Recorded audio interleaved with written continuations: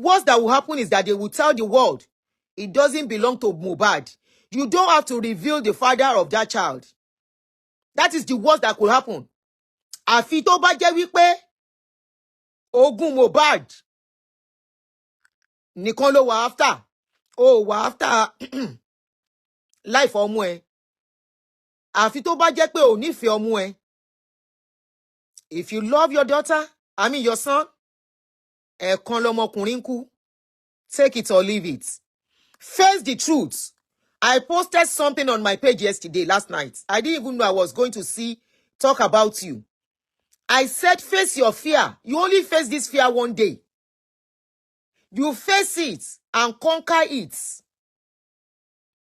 If you don't, it's coming back to face you again. You cannot run away from your fears. You cannot run away from your shadow. This thing has become a shadow chasing you, Wummi. Anybody telling you don't answer, ìkà ni wọ́n. Wọ́n ò fẹ́ kó lálàáfíà, wọ́n ò fẹ́ kó nísinmi. And don't think asylum comes easy anymore. Asylum does not come easy again. Asylum will come easy bẹ́ẹ̀ yẹn mọ́. A lot of people, wọ́n wà bí wọ́n ti deny wọn. Má jẹ́ kó anybody deceive you that you can file asylum. Your case is a public case. Save yourself the pains of every day. This fear will continue to chase you every second, every minute. Níjọ́ tó bá face ẹ̀ ló máa bẹ̀rẹ̀ sí jáde publicly tó máa rìn, tó máa yan, tó máa fanda. Although tó bá face fear yìí, that is the day. Pátápátá 1 month, 2 months, 3 months. Ó wá pẹ́ ju àríró ẹ̀rí. 1 year, the world will forget everything happened. And you will walk with your head up. You don't have to disclose the father to anybody. Tó bá jẹ́ pé Mohbad kọ́ ló bí. Tó bá jẹ́ ibi tí ẹ̀rù wà nìyẹn. Because if Mohbad is the father of that child, you won't be this running up and down helter-skelter, talking to bloggers and everything.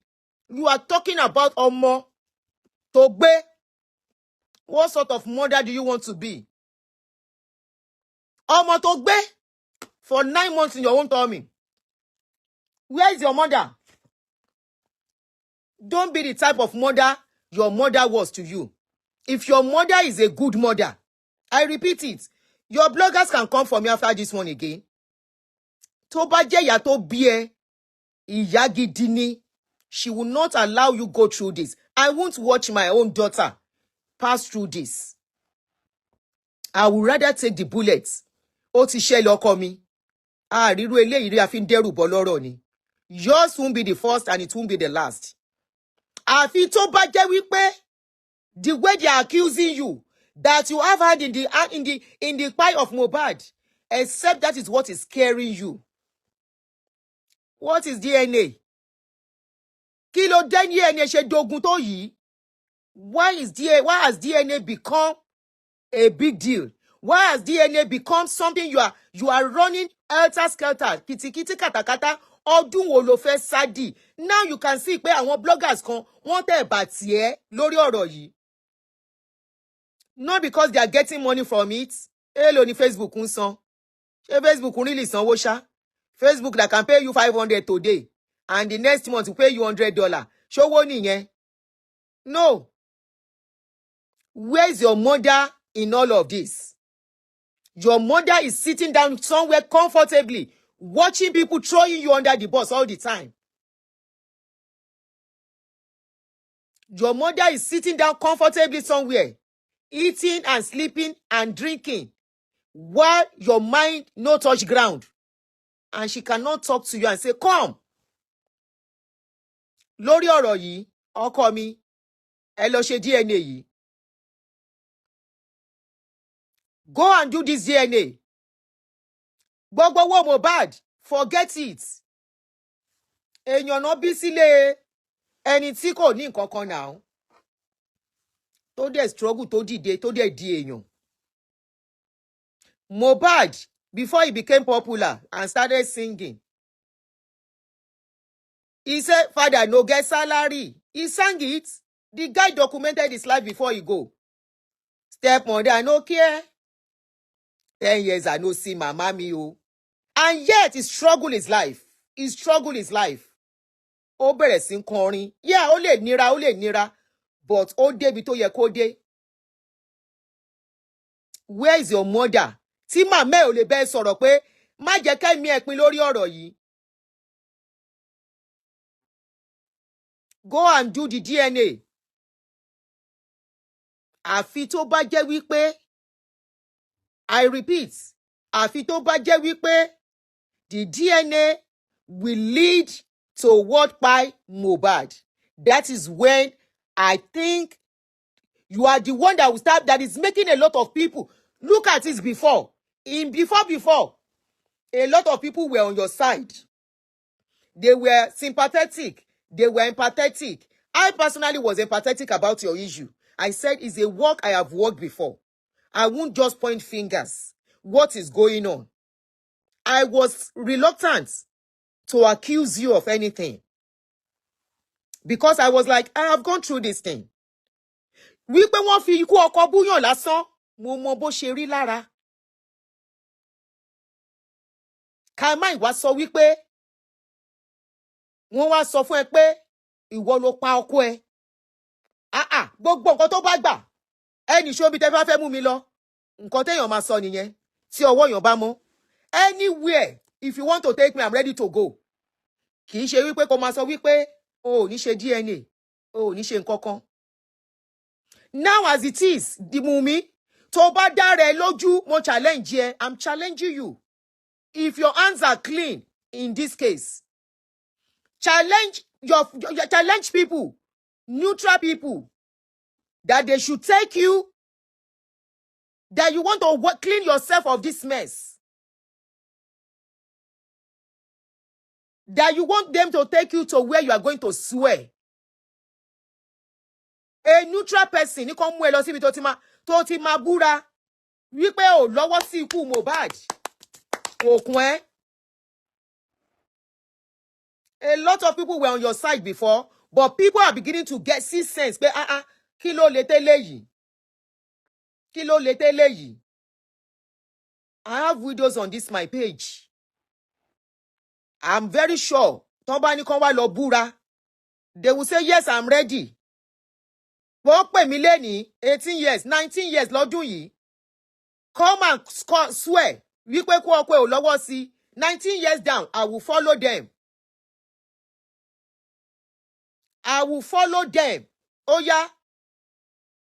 When gbà tí tó ọ̀dọ̀ mi ṣẹlẹ̀, they did autopsy. They didn't even tell me.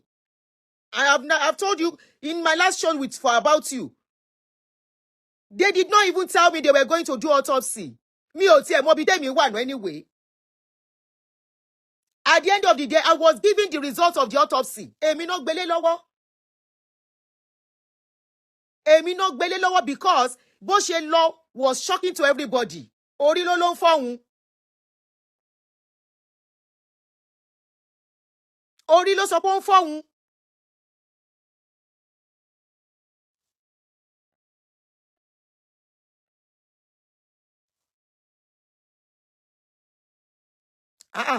Ọ̀rọ̀ DNA ṣe wá dológun. Ó wá di lawyer. Lawyer is now writing back and forth láàrin gbogbo yín. Lawyer wá ń kọ lẹ́tà láàrin gbogbo yín. What's the big deal? The only thing your father-in-law is saying is about kí ló ń porúkọ ẹ̀ DNA. Ó ní no DNA, no burial. Òun ṣá ló máa sin ọmọ ẹ̀. Wọn ò lè gbókù Mohbad fún ẹ as ìyàwó, kò possible. When I was saying it the last time, àwọn èèyàn ní kò possible kó lè gbé fún. Àwọn kan láwọn lọ gbòkú. Ẹ̀yin lẹ ló kú ọmọ lọ́mọ. Ìmọ̀lẹ̀ tí iná ti ń ṣerú ẹ̀. Wọ́n á gbé òkú ọmọ lọ́mọ fún stranger. Outsider níyìn. Kẹ́ jẹ́ influencer jù bẹ́ẹ̀ lọ. Kẹ́ jẹ́ influencer jù bẹ́ẹ̀ lọ. Wọn ò lè gbókù Mohbad lé yín lọ́wọ́. Ẹ̀yin kọ́ lẹ lòkú. Olókú ló máa gbòkú ẹ̀. Ìlú wo náà ti ń ṣerú ẹ̀? Ìlú wo? Even níbí yìí gan. Kí ó jẹ́ pé ìyàwó gan, wọ́n á bèrè ìyàwó àti family member kan náà máa gbé òkú lé lọ́wọ́. Wọ́n gbókú lé outsider lọ́wọ́. bàbá dẹ̀ ní no DNA no kini mo lè má follow gbogbo story yín lọ o bọ́ nǹkan tí mo tún rí láàárọ̀ yìí tó ní káwọn widow gbà ẹ́ káwọn widow gbà ẹ́ where is your mother mother ẹ ló yẹ kó gbà ẹ́ nínú ọ̀rọ̀ tó wà nílẹ̀ yìí mọ́mí ẹ ló yẹ kó sunkún lọ́rùn sí lọ́rùn pé mọ́mí ẹ gbà mí agbára mi ò ká kinní yìí mọ́ tó bá dẹ̀ jẹ́ pé asylum ló fẹ́ fi seek asylum does not work that way anymore. When you seek for asylum, wọ́n investigate yẹ lọ béèrè. And that is why a lot of people wọ́n rí gbà mọ́ béèrè àfi tí wọ́n bá sòótọ́ ọ̀rọ̀ fún ẹ ibi làwa ń gbé. Tó bá jẹ́ asylum ló fẹ́ fi seek Canada ni o UK ni o at least most three countries tẹ́ máa sábà ń sá lọ nìyẹn even kó jẹ́ island gan they are investigating now seriously wọ́n dédé gbàyàn mọ́.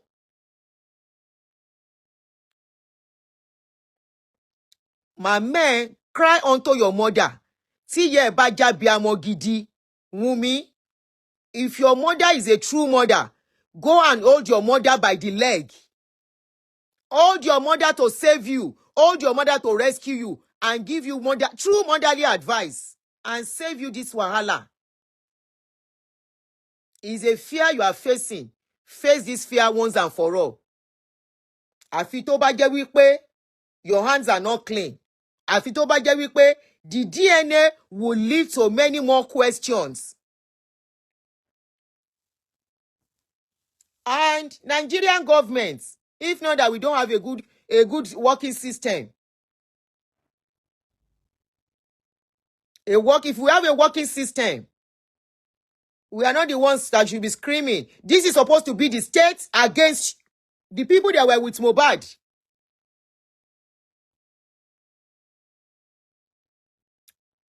This is the state against the people that were with Mohbad in his last moment, not the public. Oníkàwọn widow gbà ẹ́. Widow tó bá mọ bí kú ọkọ ṣe rí, tó appreciate ọmọ, tó mọ ìyá ọmọ, tó mọ àti tọ́jú ọmọ, wọn lè support irú nǹkan báyìí. Àfẹni ẹni tó bá kàn wá sentimental àbí tóun náà ti ṣerú ẹ̀.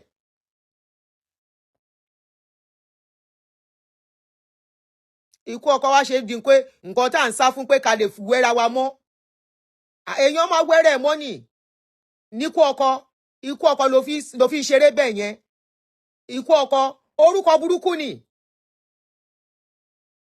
Orúkọ burúkú tí ẹ̀dá ò gbọdọ̀ gbà sórí. Kò síbi tó lọ, ó máa tò ẹ́. Kò sí ibi tó lọ, orúkọ yẹn máa tò ẹ́. Ó yẹ kó wẹ̀ mọ́ kúrò lára ni. Ó yẹ kó wẹ̀ kúrò lára ẹ pátápátá kó lè rí ayé gbé, kó lè rí ayé ṣe. Ìmọ̀ràn lèmi wá fún ẹ, mi accuse of anything. Kò sí ibi tó fẹ́ sá lọ lórílẹ̀-èdè ayé yìí. Àfi tó bá lọ síbi tí àwọn Nigerians ò sí. Àfi tó bá change ojú ẹ. Orúkọ burúkú. Màmá ẹ̀dẹ̀ ń wú ẹ̀ gẹ́gẹ́ bí abiyamọ. Kọ́ máa jù ẹ́ sábẹ́ bucket àbí abẹ́ bọ́ọ̀sì náà ń pè é.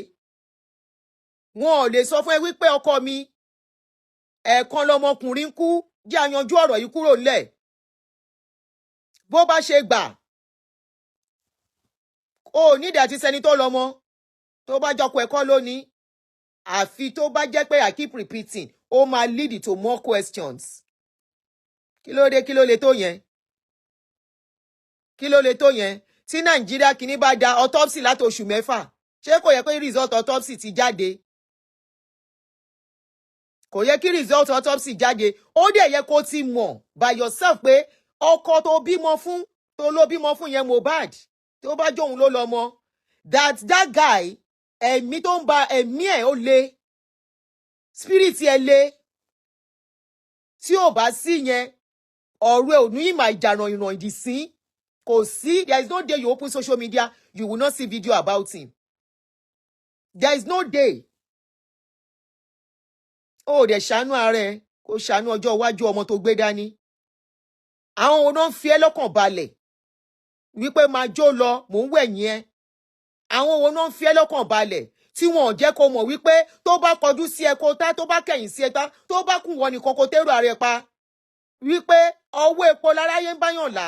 Àwọn wo ni tí wọn sọ fún ẹ wípé ẹkún àdásúnlẹ̀kún wọn báyàn sún. Àwọn òwò náà jẹ́ kó mọ̀ wípé àwọn nǹkan kan máa dé stage kan ìwọ nìkan ìwọ àtẹlẹ́dẹ̀ ló máa kùn. Àwọn òwò ni àtẹ̀gbọ́n ẹ ní o tó ń bọ́ta lẹ́ẹ̀mẹ́wàá. I saw your sister tí ẹ náà ń kúnlẹ̀. Lagos State Government ẹ gbà wá. Women's kinní kan ẹ gbà wá. Hello, women's kinní kan gbà yín. Ṣé wọ́n ti rí ẹni tó pa Mohbad? Mo ń bèrè ni o. Ìyẹn Kàrímù àbí kí ni lady yẹn ń jẹ́? Lagos State Government, Rẹ̀mí Tinubu, kinní kan Tinubu, help us o. Help you for what? Help you to unravel what by Mohbad. Àbẹ̀wò. Help you that ọ̀rọ̀ DNA is coming out. Lagos State go jẹ́já sí yẹn. Lagos State ò jẹ́já sí ọ̀rọ̀ DNA tí bàbá ọkọ ń béèrè. Mọ̀ pé ẹ ti sọ̀rọ̀ yín di yam pepper scatter. Lagos State Government have other big kí ló ń jẹ́? Ẹ má dárúkọ blogger kankan lórí page mi, please be warned.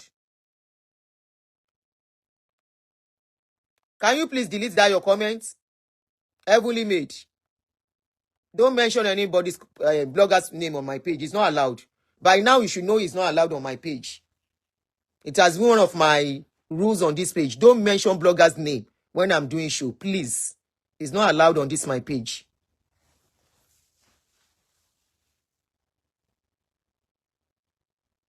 Kàrímọ́ wá ń kúnlẹ̀. Kí Lagos State gbà wọ́n. Kí kinní kan gbà wọ́n. Eléyìí gbà wọ́n.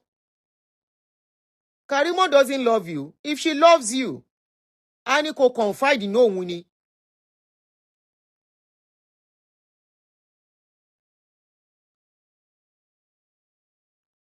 Mohbad ò ní sùn o.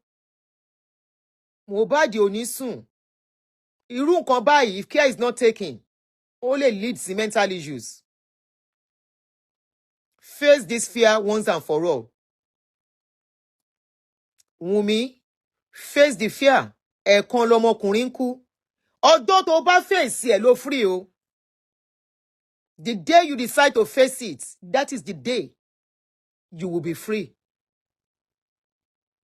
Sorry, calling on bloggers, going to bloggers and all the rest that you are doing, it won't save anything. You need peace. You need peace. Irrespective of ẹni tó bá ní Liam, ìwọ ló yìí ní nǹkan ẹ. Wọ́n ń bóbìnrin du ọmọ. That is why they actually ask for maternal DNA. Paternal no máa ń ṣe. Wọ́n ń bá obìnrin du ọmọ, ìwọ ló ní nǹkan ẹ.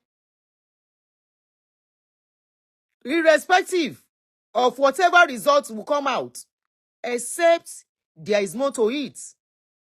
Your father-in-law have said, no DNA, tóun ò bá ṣe DNA òun ò ní gba òkú ọmọ yẹn lọ́wọ́ wọn. And that man stands by it, and I can't fault him. I can't. Ọmọ ẹ̀ ṣáà ni. Gbogbo alábíàmọ́ náà, Ọlọ́run má jẹ́ ká rírú ẹ̀. Wùmí fúnra ẹ̀ sí mi o. Go and do the DNA and rest. Ṣé orí gbogbo epistle tó ń scare? Okay, that reminds me. Ṣé wá rí Gistlover tó ń jà fún ẹ? Jẹ́ kí n ka àwọn comments tí mo rí lọ́dọ̀ Gistlover. Ibẹ̀ ló ti máa mọ̀ wípé Gistlover ò réyàn kò ráwọn èèyàn mú mọ́lẹ̀ fún ẹ mọ́. Kò rí àwọn èèyàn pin down fún ẹ mọ́. Kàn máa ṣe sentiment. I'm going to read some response under the post that Gistlover made for you.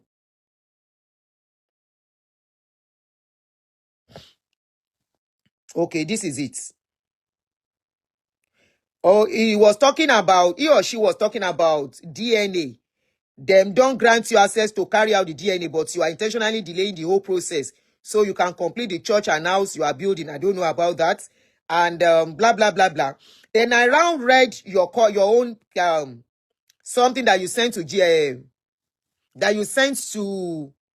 Gist lover. You said this man wants me pie so he can claim Liam. Please help me. I am all Liam has. I will go anywhere to get justice for my husband and to stand for my son. If you say you will go anywhere to get justice for your son, your husband, this is about justice too. You said he has refused court order. What is the court order for? I don't know what the court order is for. There are some of the things, it's not everything I'm following. So if I miss anything, what is the court order for? He knows what he's doing. If he didn't complete his church and house, he won't stop. Anyway, so you went on, and this is where I saw that you called on widows. You know, and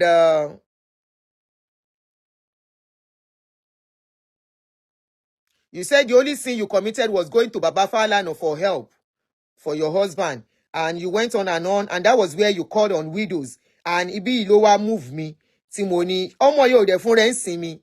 You know. So I read the comments, some of the comments there.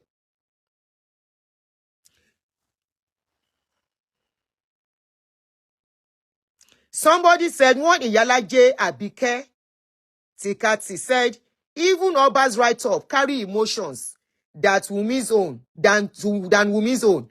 Don't worry yourself. It may not be now or 20 years to come. The truth will still come out. Continue manipulating. Then another Oluwadamilare Akins said, both you and this your Wummi dey craze. These are people that were supporting you before. Somebody said, there is something fishy about this Wummi. Gbogbo comment yìí tẹ̀léra wọn ni o. Somebody said, both Oba and Wummi are manipulative in this case. Ṣó ti rí báyìí? Somebody said, this thing is very simple. Post the court order, the original, and I'm sure people will confirm from the reputable court of law. And at least we all know you are ready. All this emotional blackmail is not working. Fine girl. Why DNA come hard like this? These are comments under what Gist Lover posted for you. Not me, I own opinion now. Ṣó ti rí wípé ayé ò ní padà lẹ́yìn wa.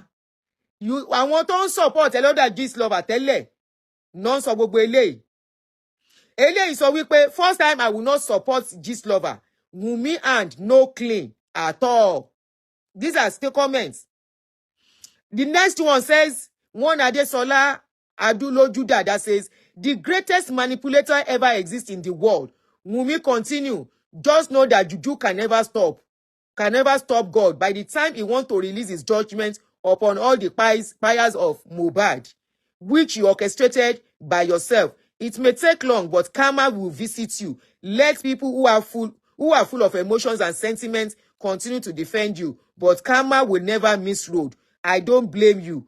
It is the Nigerian police I blame. Still the same.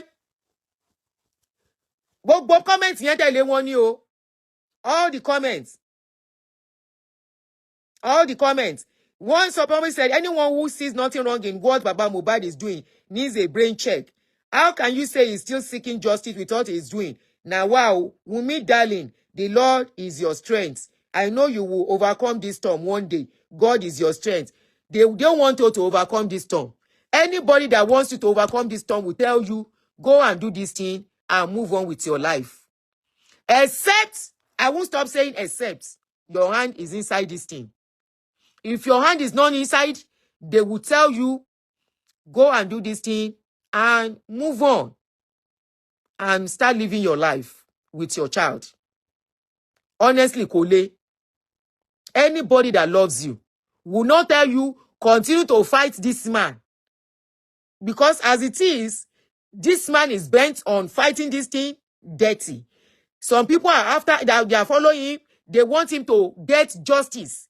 That people that have such children of Mohbad's age mates, they want Baba to get justice. Apart from Baba. And some people say Baba is not building any house. He's not building any church. If you have the picture or whatever, but make sure it's the truth. Somebody said, after that one, another comment says, Oba fear God and the judgment day. Oh. Somebody said, one Masinachi Okoli said, that's why I love my tribe, Igbo. Once they carry your matter enter shrine, truth must jump out from your mouth. Somebody said, one Rita Adoni said, it's high time, I beg, this girl needs to move on. She needs strength to take care of her son. Enough is enough. And somebody said, all of them in that family, their hand no clean. You can see that most of the comments, if out of almost 10 comments that I read, only one comment supported you. The rest, that used to be your supporter and under Gist Lover, with the narration that Gist Lover sold to us, with the narration, I personally came out for Primeboy, nígbà tọ́rọ̀ ìṣẹ̀lẹ̀, because, no, Naira Marley, sorry. I personally came for Primeboy when this thing happened. I said Primeboy, sorry, not Primeboy, Naira Marley. I personally did the video for Naira Marley with the narration that Gist Lover, you and Gist Lover sold to us.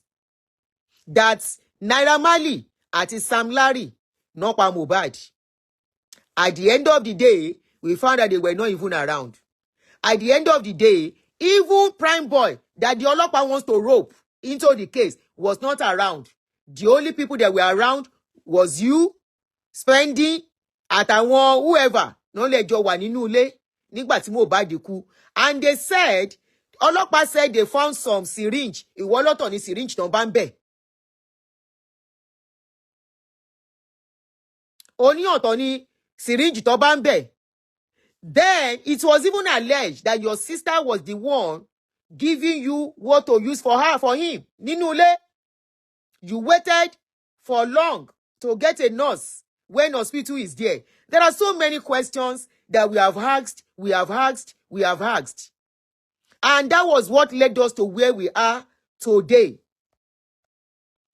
At this stage, Wummi, fúnra ẹni sinmi, go and do DNA. Go and do DNA. There are lots of questions. And you can see that this boy that you call your husband is not going to rest. He wants justice. That guy wants justice. If somebody like him can still come back and talk, when I say I don't want to talk about it again, the boy wants justice. Widows want justice. True widows. True mothers want justice. True fathers. Tí wọn gbàdúrà kan gbé ọmọ tí ò ń ṣe tí wọn wá fún wọn, they want justice. Wummi, gbogbo àwọn tó bá ń sọ pé don't do any DNA. Àwọn tó ò nífẹ̀ẹ́. I will tell you do that DNA and have rest of mind. Because ogún ọdún lẹ́nìí, ọ̀rọ̀ yìí ò lọ́lẹ̀. Ogún ọdún lẹ́nìí, it will follow you. It has become a fear. It has become like a cloak. It has become like your second skin. Tó ń gbé káàkiri. You need to shed it one day. Shed it as fast as possible so that ara á balẹ̀. Jẹ́ n ṣàpèjúwe nǹkan kan fún ẹ kó lè yé ẹ. Nǹkan kan ṣẹlẹ̀ sí mi ńgbà kan. Kíní yẹn wá dàbí ìbẹ̀rù tí mi ò lè confront.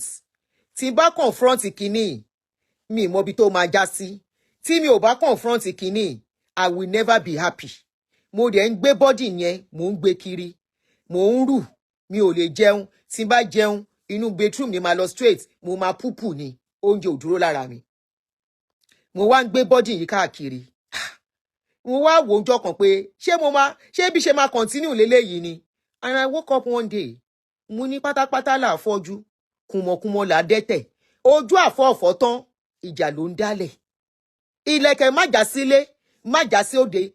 Ó ṣáà máa já ni, tó bẹ́tà kó já tó bá fẹ́ já. Tó bá ṣe ṣàṣà, tí ò bá dẹ̀ ṣe ṣà. Oníkálùkù àfilẹ̀ a máa bá rẹ̀ lọ.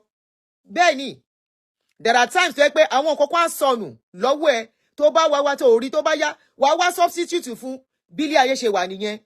And I confronted this fear. It was tough for me to confront it, but I had to confront it.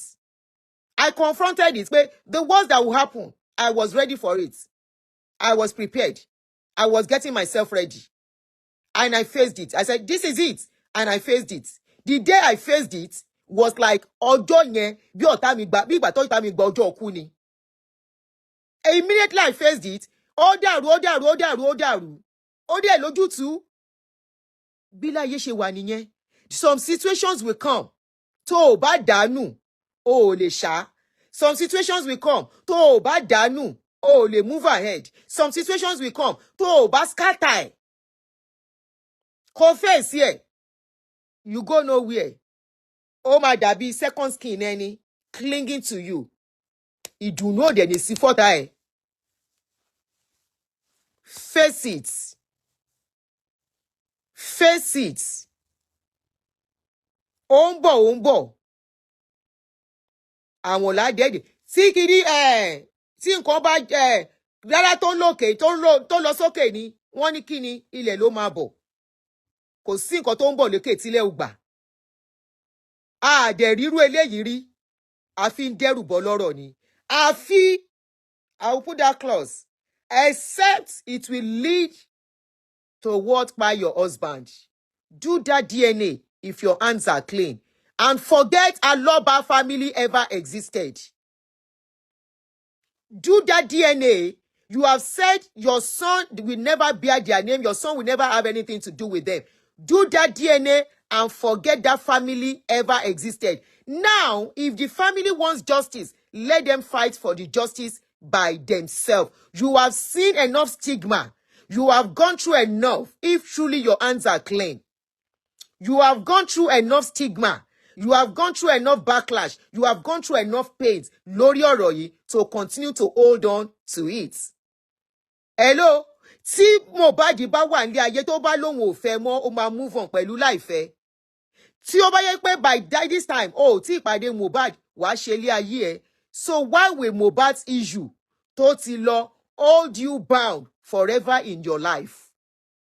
If your mother loves you, this is what your mother should be telling you. Wípé ọkọ mi, ọ̀rọ̀ ti rí bó ṣe rí, o ní láti gbégbé ayé mi. Ọmọ kan ló ìgbé sọ́wọ́ náà, o ò fẹ́ bí mi ni. Ta ló ń búyàn bẹ́ẹ̀ yẹn? Ẹ má bú anybody o, please.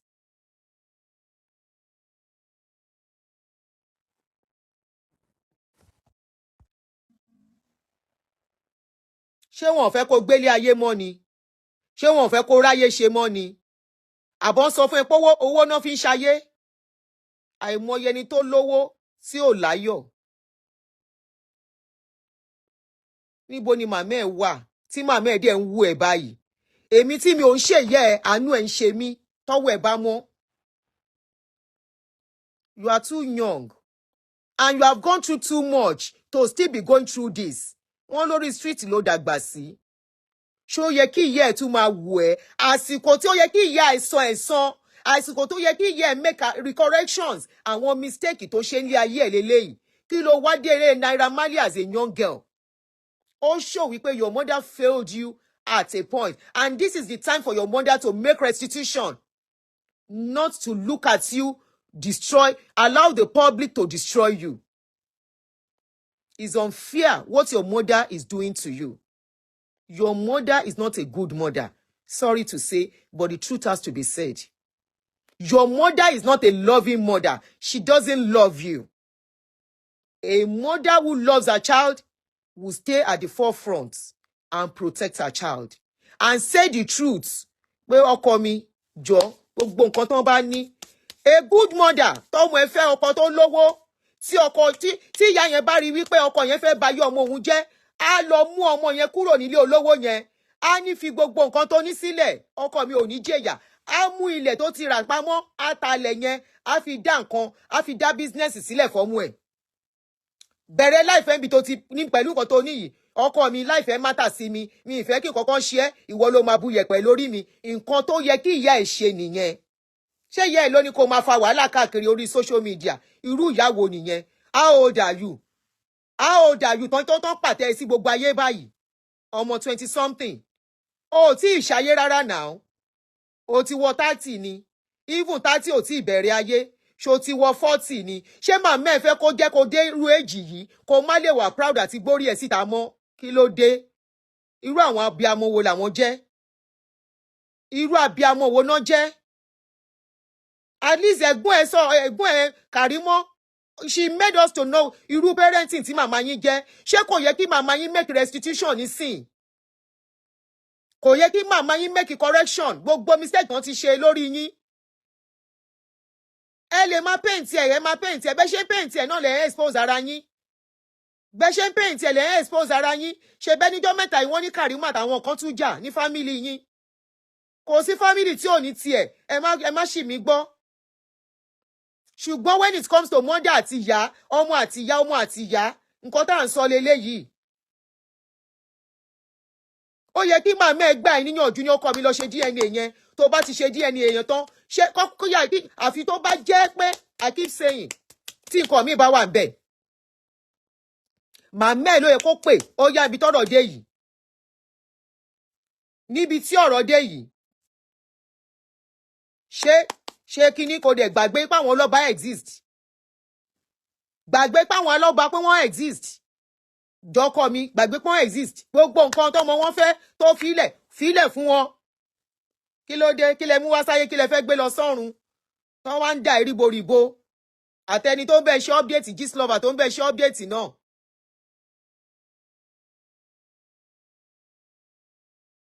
Wọ́n ti sọ fún ẹ no DNA no burial. Má parẹ́, má jẹ́ kó pa ẹ́ lọ́jọ́ àìpé. Tí nǹkan bá ò tí ẹ̀rọ pé tí nǹkan bá ṣọ̀tẹ̀ ta ló fẹ́ bẹ́ẹ̀ tọ́jú Liam. Má ṣe ìyá kan ò sí.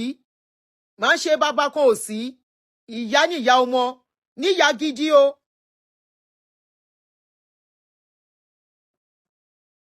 Ní ìyá gidi. Àwọn tó bá ní kó má ṣe DNA, ó jẹ́ pé ó nídìí. There is more to it. Ẹ̀wẹ̀ mi fẹ́ máa lọ.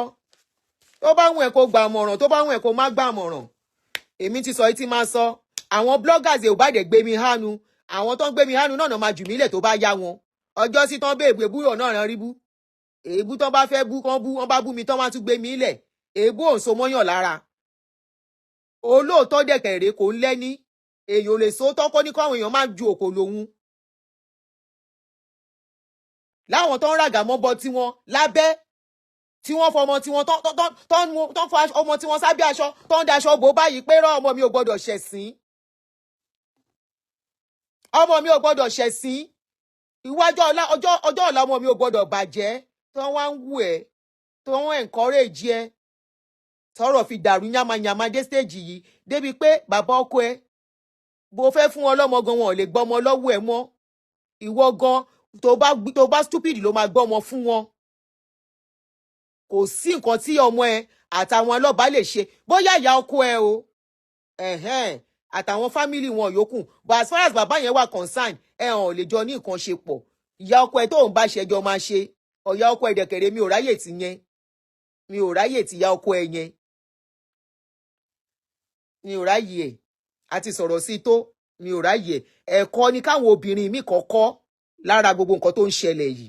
Ẹ̀kọ́ ni káwọn òbí kọ́kọ́ lára nǹkan tó ń ṣẹlẹ̀ yìí. Pé ẹ tọ́jú ọmọ yín tá bá ń pariwo ẹ tọ́jú bó jẹ́ méjì lẹ lè bí ẹbí méjì. Kẹ́ fún wọn nífẹ̀ẹ́ kẹ́ tọ́jú wọn. Kẹ́yìn náà lè rí sinmi lọ́jọ́ alẹ́. Kẹ́ lè rí sinmi. Káwọn ọmọ yín lè dùn nínú. Ẹni tí ò bá tọ́jú ọmọ òun náà lè ní sinmi. Ìyá kìíní ibi tó wà ń sìn. Ìyá Wùmí. Kó lóhun lọ́rẹ̀ rẹpẹtẹ tó ń support ẹ̀. Support rọ́nà fún. Tó bá kúrò wájú wọn tán wọ́n á bu. Àwọn náà máa bu pé nǹkan báyìí má làwọn tún gbọ́. Ṣebí Yorùbá ni. Àbí Yorùbá kọ́. Ìyá wọn máa yí ẹ̀yìn padà báyìí sáwọn náà máa bú yẹ pé nǹkan báyìí má làwọn bù. Nǹkan báyìí má làwọn gbọ́. Ọlọ́run má ṣe mí níyà òṣì. Orí èmi ẹ̀yà fáwọn ọmọ tèmi ṣeré. Àwọn náà máa sọ. Láwọn tí ìyá wọn tó bá rò pọ́n tiẹ̀ ń sọ́pọ́tì yẹ. Tí ìyá rò pé òun rí sọ́pọ́tà. Kò ní sọ́pọ́tà. Àwọn ọ̀tá náà surround ìyá ẹ̀ náà. Tó máa bu dáadáa tó bá gbẹ̀yìn tì tán. Ṣé àwọn lè gbà kọ́mọ tí wọn kó máa jà ìràn lórí social media kó máa fọmọ tí wọn ta yín? Tẹ́ bá náà fọmọ yín pa wọ́n bá náà fi ẹ́ pawó ìwọ ló fààyè kan fi ẹ́ powó sílẹ̀. Ṣé àwọn lè gbà kọ́mọ tí wọn kó máa mú ọmọ tí wọn kó máa gbá ọmọ tí wọn here and there kó máa gbá from one page to another, from this page to another, from that page to another, kó máa fi ọmọ tí wọn ṣe ping pong? Ṣé àwọn lè gbà ní àwọn tó bá sọ fún ìyá ìwí kó dà bẹ́ẹ̀ tó hàn bá lè bá ìyá ẹ̀ gangan sọ̀rọ̀? Ìyẹn àwọn tán bá jọ̀rẹ́ yẹ o. Tán bá ní àná tí mò ń wo àbúrò ẹ̀ abẹ́gbọ̀n ẹ̀ Karimo. ṣe bọ́mọ Kàrímọ́ ṣeré wá sórí social media nígbà tó ń sọ̀rọ̀ ó sáré gbá ọmọ yẹn sí kọ́nà ni tìtorí wípé kí ni kò fẹ́ fọmọ ẹ̀ta káìtì lórí social media ó sáré mú ọmọ yẹn ó sáré tì í sẹ́gbẹ́ kan ó sáré tì ọmọ ẹ̀ sẹ́gbẹ́ kan kó má bàa rí so àbọ̀rọ̀ là ń sọ fún ọmọlúàbí tó bá dénú ẹ̀ kó dodidi tó bá wùn ẹ̀ kó gbọ́ tó bá wùn ẹ̀ kó gbà tó bá gbọ́ àǹfààní ara ẹ tó ò bá gbọ́ ẹ lè wà lórí ọ̀rọ̀ yìí 2 years from now bó ṣe máa jà ràn nìyẹn torí Mohbad ò rẹ́dí àti lọ sùn síbì kankan láì ṣe pé wọ́n get justice fún DNA yẹn must ní fún ẹ̀wùn mi lọ ṣe DNA yẹn kó lè nísinmi ìjọ tó bá ṣe DNA yẹn ìjọ yẹn làlàáfíà délé ayé ẹ ìjọ tó bá ṣe DNA yẹn the worst that will happen I'll come out negative. That is the worst that will happen. Tó bá dẹ̀ come out negative, ìjọ yẹn gangan ló ti bẹ̀rẹ̀ sí ní àlàáfíà. I tell you.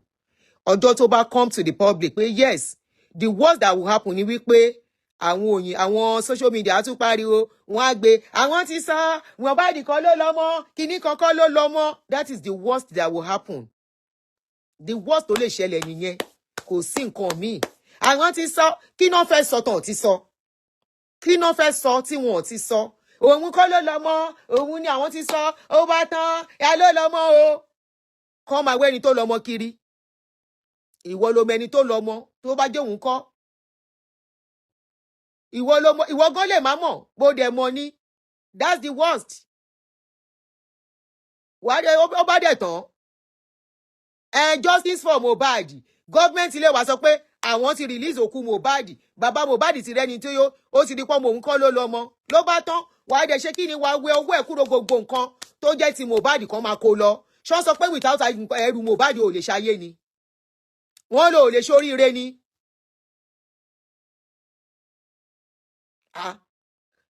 jẹ́ kán ṣe publicly tó bá dẹ̀ jóun náà ló ní bó jẹ́ ẹrù náà ẹjọ́ ń jà sí fẹ́rù sílẹ̀ kó ní kálukú máa lọ àárá àwọn ọmọ bàbá méjì tó ń jà sí property ni tí kan á dẹ̀ fi property yẹn lẹ̀ tá a lọ á dẹ̀ make ẹ̀ so what is the big deal tó wá ṣe kókó mọ́ nǹkan láti jọ yìí tó fún rẹ nísinmi lọ́mọ 20 something years ló ń sọ̀rọ̀ lóhun ẹ̀ ń há ló ń pariwo ló ń sọ̀rọ̀ bó ti ẹ bọ́ ní scope ni mi ò mọ̀ àwọn kan ní scope ni pé sentiment ni wọ́n ń gbóhùn ẹ̀ mọ́dọ̀mọ́ yín máa ṣe rẹ̀ léṣe kẹ̀ kí ló dé torí ọ̀rọ̀ yìí ẹni tó yẹ pé by now 6 months kọ́ ni Mohbad kú sìn yẹ o lè má ti get over but wá ká ní kì í ṣe pé gbogbo controversy tó surround ẹ̀ wá ti máa get ẹ̀ díẹ̀díẹ̀ get ara ẹ̀ díẹ̀díẹ̀ padà wá ti máa live normal díẹ̀díẹ̀ by now 6 months tẹ́ bá máa fi rí 1 year tẹ́ bá máa ṣe 1 year ní memorial ẹ̀ ká ní kì í ṣe pé controversy tó surround ẹ̀ 1 year memorial ẹ̀ àwọn èèyàn ti máa sọ fún ẹ pé lọ ní relationship mi àwọn àgbàlagbà gan-an máa pè é jókòó àgbàlagbà náà máa pẹ yókò níbi tọ́rọ̀ dé yìí o ṣe o ìkéré o tó bá rọ́kùnrin mi pè ẹ́ o dáhùn o àwọn àgbàlagbà náà máa encourage ẹ gan tó wá ń fa nǹkan tí ò fà tó wá takú sórí nǹkan tí ò ń ṣe kínní ẹni tó ṣiṣẹ́ tẹ́jọ́ ń sunkún dà ó ti lọ nà so kí ni wàhálà ọba àwọn ẹ̀ kò gbọ́ o ẹjọ́ èmi ń lọ mò ń lọ bí iṣẹ́ 11:30 àtúnṣì sọ. Ẹ ti jẹ́ kí kọ́fì mi tutù. Thank you, Ifetayo. You said the world is large. We have forgotten Auntie Toyin DNA. Auntie Toyin tiẹ̀ ti move on. Kò sẹ́ni tó rí tiẹ̀ rò mọ́. Auntie Toyin tán ló gbọ́ ọmọ ṣọ́mọ mẹ́rin kan náà ló gbé wá. Àwọn owó náà ń jà ń bẹ̀ yẹn tẹ́ ń búyà láyà yín. Wọ́n máa blọ́ọ̀kì yín o. À ń jà ń bí ẹjọ́ o. Eléri ibu èmi ló tiẹ̀ ń bú òótọ́ jà lára jẹ ni ẹ filẹ̀ kò ń ṣènìyàn tí ń bú mi èmi tí mo ti wà used to ebú ẹ filẹ̀ ẹjọ́ máa ṣeré wọn gbọ́dọ̀ má búyàn ẹ̀yin rí ibi tán ti sòótọ́ kó kọrò ọ̀rọ̀ tí mò ń sọ látẹ̀ nǹkan ẹjọ́ ṣé mo bú fún mi mo bú Wummi mo fún nímọ̀ràn ìyá ni ìyá sọ́mọ ni tó bá wùn kó gbọ́ tó bá wùn kó má gbọ́